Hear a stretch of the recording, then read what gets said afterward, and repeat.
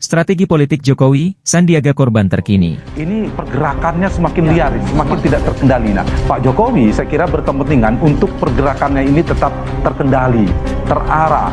Kalau sulit dengan skenario menjadi koalisi besar, karena Gerindra PDIP sama-sama ingin jadi capres, Prabowo tidak mau jadi cawapres, Ganjar tidak mau cawapres, ya, maka kedua, maka pergerakannya tadi, betul saya setuju tadi, bahwa Pak Jokowi akan membiarkan, tanda petik ya, kedua-duanya maju dengan kubunya masing-masing. Pertemuan itu yang menarik adalah sepertinya koalisi besar ini sengaja dibuat tanpa Nasdem di 2024. Jadi Nasdem sudah tidak dianggap, Nasdem itu sudah dianggap tidak penting dalam koalisi. Jadi tidak mengherankan kalau dalam pertemuan semalam itu menegaskan pertemuan sebelumnya di DPP PAN.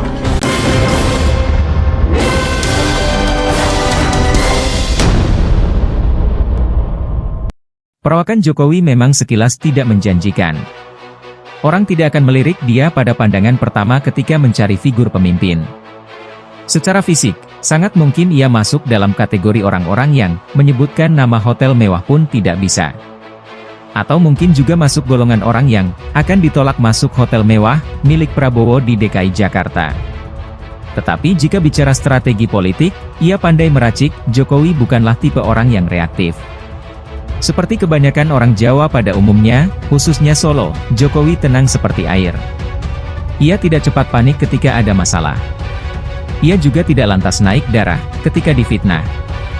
Bagi sebagian orang ia sepertinya lambat, tapi tindakannya terbukti tepat. Dunia politik memang sadis. Segala cara digunakan agar lawan politik habis. Bahkan ada yang mengatakan ironi dalam politik, sejahat-jahatnya politik, tidak akan makan sahabat sendiri, tetapi sebaik-baiknya politik, keluarga sendiri pun dilupakan. Politik tak pernah bisa ditebak. Gelaran Pilpres adalah salah satu ajang para politikus mempertontonkan kelihayan mereka dalam berpolitik. Untuk tahun 2019, baik Prabowo Sandi maupun Jokowi Ma'ruf sedang menampilkan keterampilan terbaik mereka. Publik pun disuguhi dengan penampilan yang atraktif dari kedua kubu. Inilah menariknya demokrasi. Sebagai petahana, Jokowi diserang dari berbagai sisi. Ia dihujani dengan kritik atas apa yang dikerjakannya serta apa yang tidak ia kerjakan. Tidak ada area yang aman dari serangan komentar negatif kubu oposisi. Isu antek asing, PKI, anti-Islam, dan lain sebagainya diarahkan kepada Jokowi secara frontal dan sporadis. Melihat bagaimana Jokowi menanggapi isu di atas cukup menarik perhatian. Ketika Prabowo bereaksi dengan sigap, bahkan atas berita yang belum tentu benar seperti kasus Ratna Sarumpait, Jokowi menanggapi dengan cara yang berbeda. Dan perbedaan ini menunjukkan perbedaan kualitas keduanya dalam kematangan organisasi. Kerja versus wacana. Sejak awal Jokowi identik dengan kata kerja. Itu sebabnya pencapaiannya bisa dikatakan banyak selama menjabat 4 tahun ini. Ketika kubu sebelah sibuk dengan wacana dan banyak bicara, Jokowi tak bergeming. Ia tetap konsisten dengan kerja. Tantangan terbesar kubu Prabowo adalah bagaimana cara menghentikan Jokowi bekerja. Jika ia dibiarkan, maka semakin banyaklah hasil nyata pembangunan yang akan terlihat oleh rakyat. Itu sebabnya tim ses Prabowo secara konsisten menyebarkan isu-isu yang diharapkan mengganggu kinerja Jokowi. Jika Jokowi terpancing untuk menanggapi, maka ini ibaratnya Jokowi masuk ke medan peperangan yang diinginkan Prabowo. Sejak awal kekuatan Prabowo adalah wacana. Hanya itu yang ia miliki. Prestasi? Belum ada. Jadi jika adu prestasi, Prabowo akan dikuliti habis-habisan oleh tim ses Jokowi.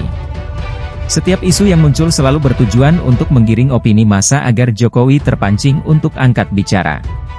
Harus diakui strategi ini terkadang sukses karena lama-kelamaan Jokowi pun bisa kesal karena cara-cara tidak beretika semacam itu. Itu sebabnya kata "Sontoloyo" akhirnya terucap juga dari mulut Jokowi. Namun dalam banyak kasus lain, sebenarnya strategi Jokowi cukup efektif membungkam mulut musuhnya. Tatkala musuh menyerang dengan dugaan dan bahkan fitnah, ia menjawab dengan data.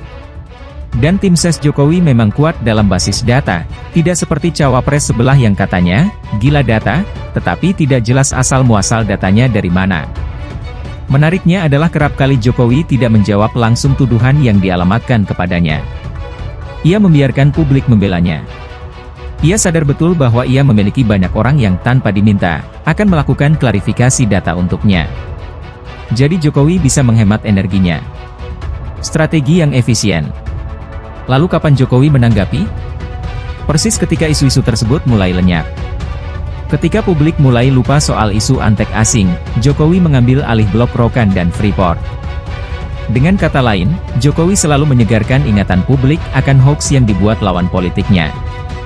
Jokowi menggunakan senjata yang sama untuk menyerang lawannya.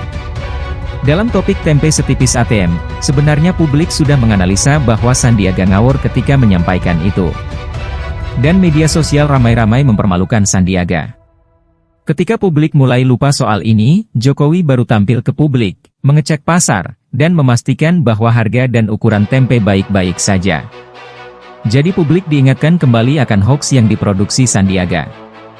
Don't judge a book by its cover. Ungkapan ini memang cocok untuk Jokowi.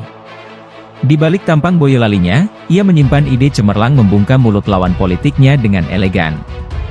Bagaimana dengan Sandiaga yang mengalungkan petai di lehernya? Mungkin ini cocok untuk cover majalah pertanian. Judulnya? Terserah Anda.